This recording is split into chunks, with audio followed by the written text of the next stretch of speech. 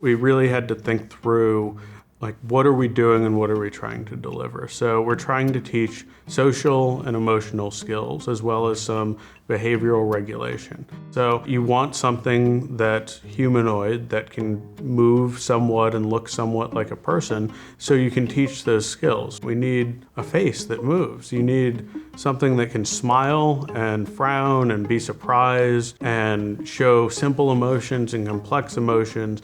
Then the speech. I'm Milo and I want to ask you to help us improve the lives of children with autism. The speech is consistent, and then we figured out early on that slowing it down just a little bit was really helpful. And then for kids who need visual reinforcement, we used the little screen on his chest, and we developed about 1,500 little flashcards, icons, to reinforce the concepts that we were teaching. Then once we realized we'd pair this whole thing with a tablet, we figured out we could do some video modeling as another form of reinforcement learning.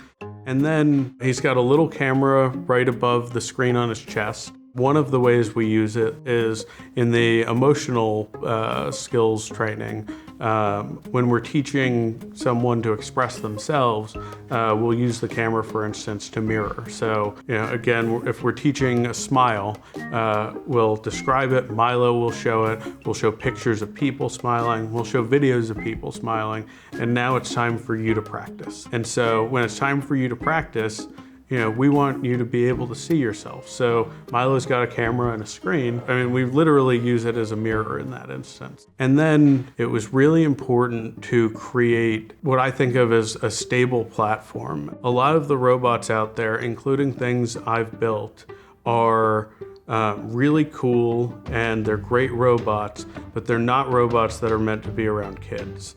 We have a robot that is durable and safe enough, a total workhorse that can work all day, all school year, and be safe around kids.